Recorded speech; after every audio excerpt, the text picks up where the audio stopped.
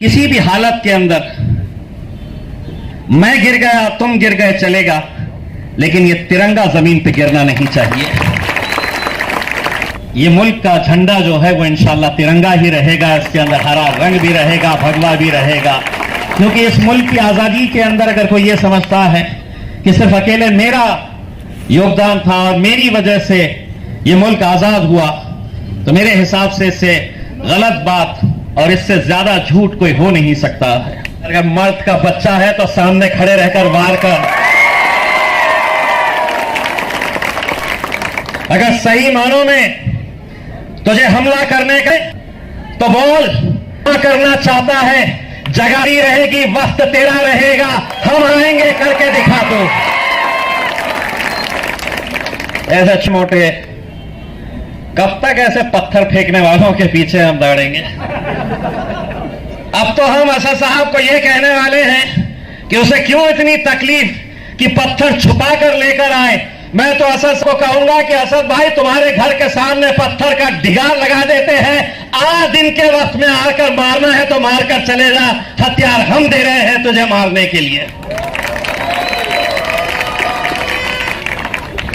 बहुत ज्यादा इस मुल्क की आजादी के अंदर न जाने कितने मुसलमानों ने अपनी जानों की कुर्बानी दी है, और आज हमसे ही हमारे वफादारी का सबूत मांगा जाता है। जब गुलिस्तान को खून की जरूरत पड़ी तो सबसे पहले हमारी ही गर्दन कटी, फिर भी कहते हो ये अहले चमन, ये चमन है हमारा तुम्हारा नहीं है। तुम कितनी भी ताकत लगा लो, इस मुल्क के संविधान की रक्षा करने की जिम्मेदारी इस मुल्क के ये नौजवानों के ऊपर है। इस मुल्क के अंदर एकता, भाईचारगी का संदेश देने के लिए आज हम सड़क के ऊपर निकल रहे हैं। आज हमें भी फख्र है कि हम महाराष्ट्र के अंदर पैदा हुए हैं, ये मुल्क हमारा है, और इस मुल्क के अंदर हर रोज जो हमें निशाना बनाया जा रहा है, ये समझ रहे हैं कि हम इन्हें कुछ भी बोलेंगे और इन्हें तुम बोलते हम सुनते थे, अब हम बोलेंगे। और सिर्फ यहीं पर नहीं, अल्हम्दुलिल्लाह पार्लियामेंट के अंदर भी हम सीना तान कर बैरिस्टर असदुद्दीन अवैसी साहब के पीछे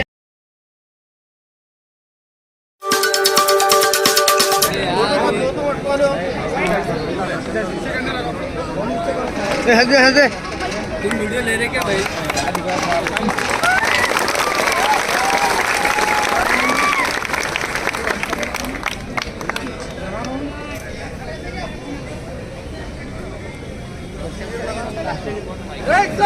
सावधान, सलामी देंगे, सलामी दें।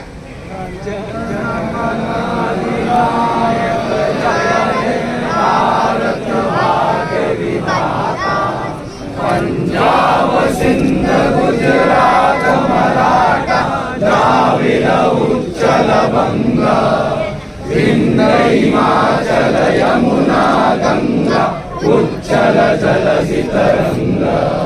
तव शुभ नामे जागे, तव शुभ आशीष मागे, गाए तव जय गाथा। जन गण मंगलदायक जय हे भारत भाग्य विधाता। जय हे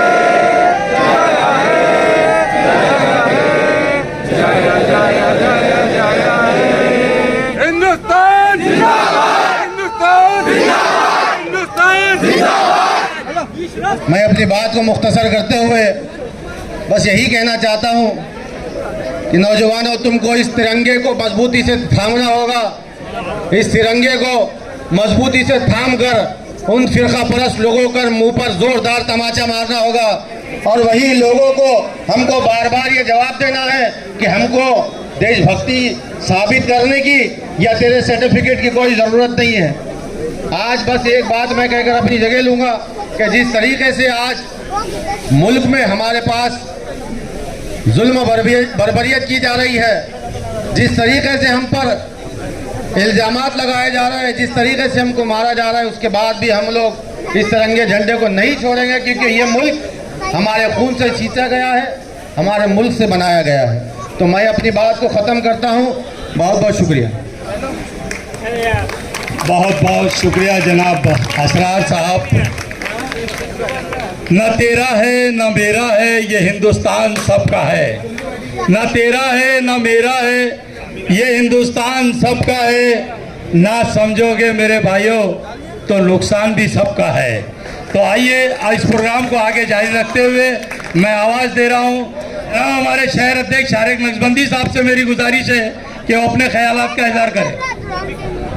सदर मोहतरम व मेंबर ऑफ पार्लियामेंट जनाब इम्तियाज़ जलील साहब, हमारे working president doctor Abdul Gaffar Qadri साहब, जिला सदर समीर साजिद साहब, असरार साहब और तमाम हमारे पदाधिकारी, आप तमाम शहरवासियों को मैं यौम आज़ादी का 76वां यौम आज़ादी मुबारकबाद पेश करता हूँ।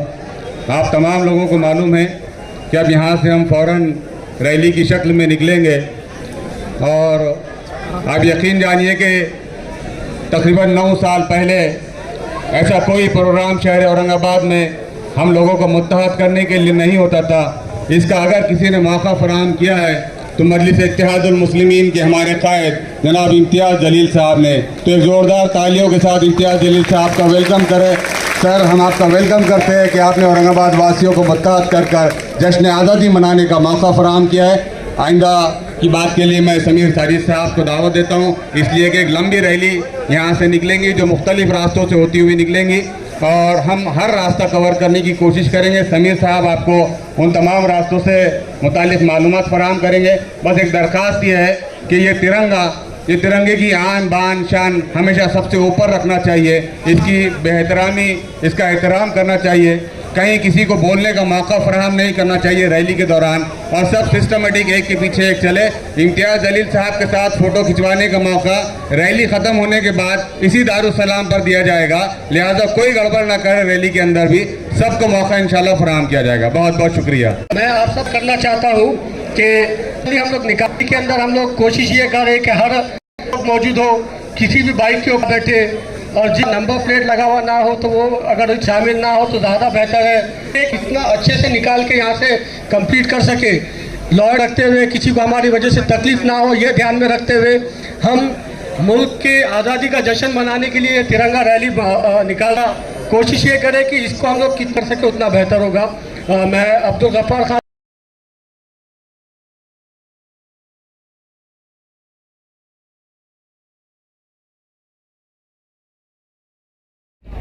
बुजुर्गों, गयूं, नौजवानों, साथियों, अस्सलाम वालेकुम। जय भीम, जय मीम। आज भारत की आज़ादी को 76 हो चुके हैं। हम 77वां जन्म एनिवर्सरी मना रहे हैं। मैं चाहता हूं हमारे कायद इम्तियाज़ जलील साहब मौजूद हैं।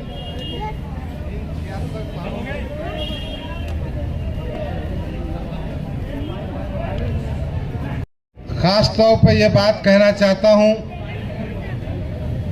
कि आज हम 77 इंडिपेंडेंस डे एनिवर्सरी मना रहे हैं।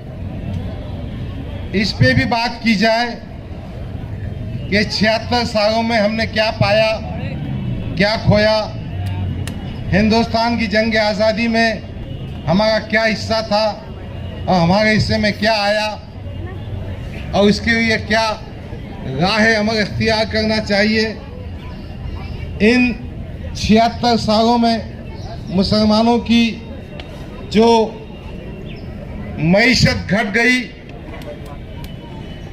मुसलमानों के इलाकों में फसादात हुए, मुसलमानों की अस्मतें उठी, मुसलमानों की तालीमी पसमानदगी हुई और अब तो बुलडोजर भी चल रहे हैं। इस मौके पर मुख्तसरन मैं मोहतरम इम्तियाज़ जलील साहब से गुजारिश करूंगा कि 76 साल की दास्तान जो मिलत इस्लामिया पे दलितों पर, आदिवासी पर गुजरी है, उसकी बात भी करें और हम सबको रहनुमाई करें कि किस तरह से हम इन हालात में नब्र आज़मा हो सकते हैं। दूसरी बात, मैं इस मंच से कल हमारे कायद बैरिस्टर असदुद्दीन ओवैसी के मकान पर जो बुज़दिलाना हमला हुआ उसकी मजम्मत करता हूँ। बैरिस्टर असदुद्दीन अवैसी हिंदुस्तान के मुसलमानों की, दलितों की, ओबीसी की, पिछड़ी हुइयों की आवाज है। उस आवाज को दबाने के लिए, खौफ पैदा करने के लिए, उनको तकलीफ देने के लिए ये हरकतें की जा रही है। मेरी एक तजवीज़ है, अगर जिम्मेदारान माने तो ठीक है, वरना हम सब तय करेंगे। हम 17 तारीख को एक मोर्चा अंबेडकर के पुतले से डिविजनल कमिश्नर तक जाएंगे। डिविजनल कमिश्नर के पास मेमोरेंडम देंगे और कहेंगे कि बैरिस्टर असदुद्दीन अवैसी की जानो माल, उनका प्रॉपर्टी, उनका बंगला, सब कुछ हमारे लिए काबिल एहतराम है, हमारी जान है, हमारी रूह है, हमारी ताकत है, हमारी क़ियादत है। हुकूमत हिंद की जिम्मेदारी है कि उनको हिफाजत फराहम करें। बस ये दो ही बातें मुख्तसरन करना थी। अब मैं मोहतरम इम्तियाज जलील साहब को दावत देता हूं कि वो आए, हमको रहनुमाई करें। शुक्रिया। खुदा। अस्सलाम वालेकुम रहमतुल्लाहि व बरकातुहू।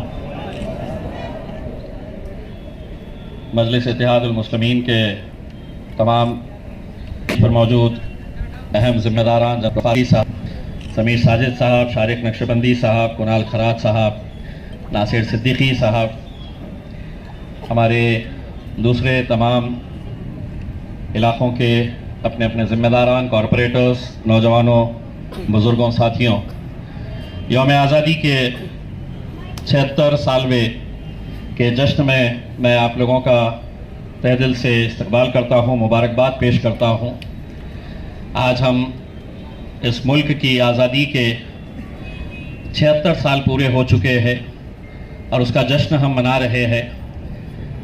मुझे ज़ाती तौर के ऊपर इस बात की खुशी है कि कई साल पहले जब मैं MLA बना था, तब से हमने एक परंपरा शुरू की थी कि हम लोग आज के दिन हम तिरंगा रैली निकालते हैं, और तिरंगा रैली निकाल के उसका पीछे का मकसद ये होता है कि इस मुल्क से हमारी वफादारी, इस मुल्क से हमारी मोहब्बत कितनी है, या आज हम सड़क पर निकल के सारियाँ को बताना चाहते हैं कि इस मुल्क से हम कितनी मोहब्बत करते हैं। तिरंगे को लहराते हुए हम जाते हैं और पिछले कई सालों से अल्हम्दुलिल्लाह इसकी तादाद हर साल बढ़ती जा रही है। और मुझे खुशी है कि ख़ास तौर से नौजवानों को इंतज़ार रहता है कि 15 अगस्त कब आने वाला है और कब मैं अपनी मोटरसाइकिल के ऊपर तिरंगा लहराते हुए औरंगाबाद की सड़कों के ऊपर निकल पड़ूँ। उसमें आज के दिन आप लोगों का जोश देखते ही मुझे ही कितना जोश आ जाता है, आप इसका अंदाज़ा नहीं लगा सकते। आज मुल्क किस राह के ऊपर जा रहा है आप अच्छी तरह से जानते हैं। ये तिरंगे के अंदर 3 रंग है, जिसमें भगवा रंग है, जिसमें सफ़ेद है और हरा रंग है।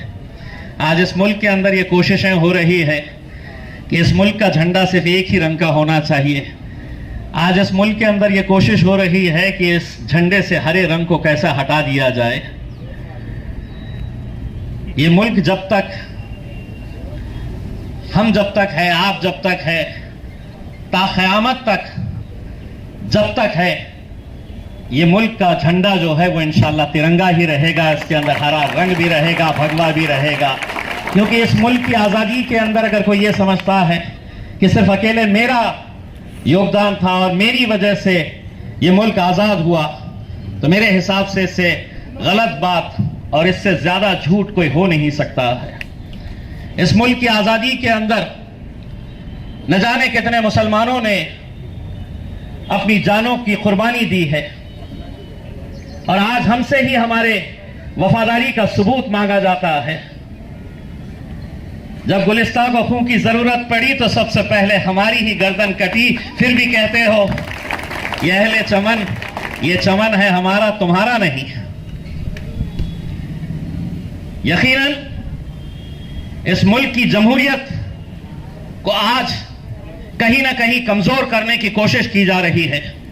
इस मुल्क के संविधान को कैसा बदला जा सकता है, इस मुल्क के संविधान को कैसा खत्म किया जा सकता है, इसकी कोशिश की जा रही है।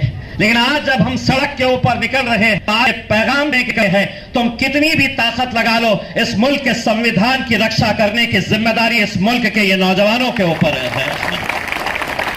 इस मुल्क के अंदर एकता, भाईचारगी का संदेश देने के लिए आज हम सड़क के ऊपर निकल रहे हैं। शारिक नक्शबंदी साहब ने एक बहुत अच्छा पैगाम आज एक मूवमेंट चलाने का कि मुल्क से नफरत हटाओ और देश बचाओ, ये एक मुहिम मजलिस शुरू करने वाली है। आज नफरत कम है, एक जीता जागता एक सबूत में आज के दिन जब सरकारी कार्यक्रम यहां पर डिविजनल कमिश्नर ऑफिस के ऊपर देखकर आया हूं। आज भारतीय जनता पार्टी अपने मकसद के अंदर कैसे कामयाब हो गई कि महाराष्ट्र के मराठी लोगों को कैसा तोड़ा जा सकता है, उसकी जिंदा मिसाल मैं देखकर आया हूं। राजनीति अपनी जगह के ऊपर, लेकिन कहीं ना कहीं आज हमें भी फख्र है कि हम महाराष्ट्र के अंदर पैदा हुए हैं। यह मुल्क हमारा है और इस मुल्क के अंदर हर रोज जो हमें निशाना बनाया जा रहा है, ये समझ रहे हैं कि हम इन्हें कुछ भी बोलेंगे और इन्हें तुम बोलते हम सुनते थे, अब हम बोलेंगे। और सिर्फ यहीं पर नहीं, अल्हम्दुलिल्लाह पार्लियामेंट के अंदर भी हम सीना तान कर बैरिस्टर असदुद्दीन अवैसी साहब के पीछे खड़े रहकर हम बोलना हमने भी सीखा है। डॉक्टर साहब ने अभी कहा कि असदुद्दीन अवैसी साहब के घर के ऊपर हमला किया गया है और हम उसकी मजम्मत करते हैं। यकीनन हम मजम्मत करते हैं, लेकिन डॉक्टर साहब हमला ऐसे नहीं कहते हैं। जो रात के अंधेरे में छुप कर आता है, जेब में एक पत्थर लेकर आता है, इधर उधर देखता है, पत्थर मारता है और गायब हो जाता है। अगर मर्द का बच्चा है तो सामने खड़े रहकर वार कर।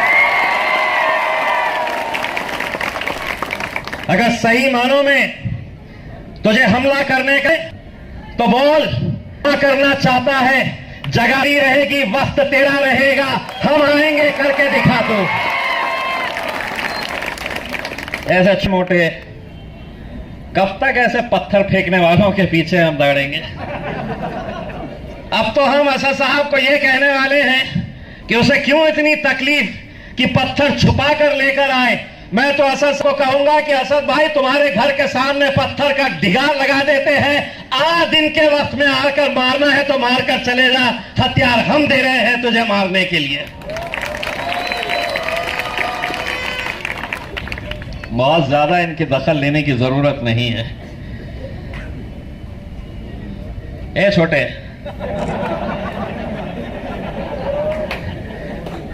उनके लिए तो मेरा छोटा ही काफी है।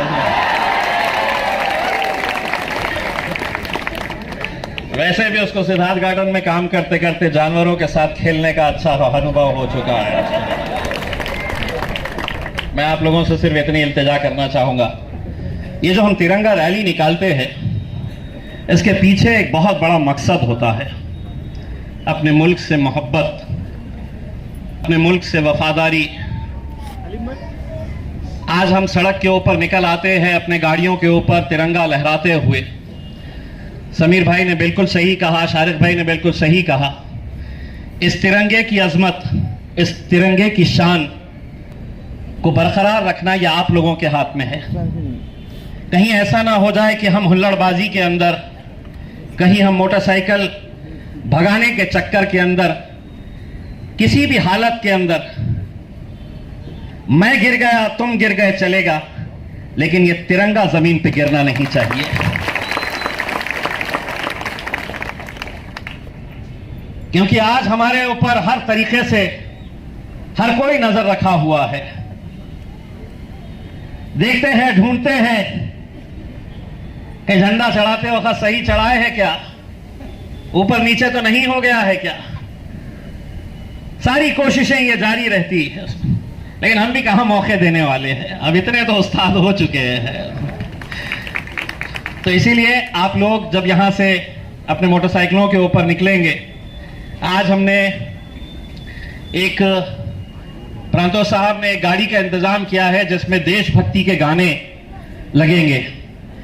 वरना होता यह है कि हम मोटरसाइकिलों के ऊपर अपना हॉर्न बजाते हुए निकलते हैं जब, तो जो देखने वाला होता है उसे ऐसा महसूस होता है कि यह सड़क के ऊपर से हुल्लड़बाजी करने के लिए आए हैं। इसलिए आप लोगों से अदबन गुजारिश है कि आज तिरंगे को लहराइए, अपने जोश को दिखाइए, लेकिन वो गाड़ी आगे रहेगी और उसके अंदर देशभक्ति के गाने लगे रहेंगे। जो रूट आपको दिया गया है उसी रूट के ऊपर आइए। एक दूसरे को आगे पीछे करने के चक्कर के अंदर कहीं अपनी जान और किसी और को नुकसान पहुंचाने की कोशिश ना करें। शारिक भाई ने बिल्कुल सही बताया है कि जो भी फोटोग्राफी का प्रोग्राम होगा, आप जिन जिन को भी शारिक साहब के साथ फोटो लेना रहेगा प्रोग्राम के बाद, तो शारिक साहब यकीनन फोटो के लिए आपको शारिक भाई और सबीर भाई दोनों भी यहाँ पर रहेंगे फोटोज के लिए मौजूद।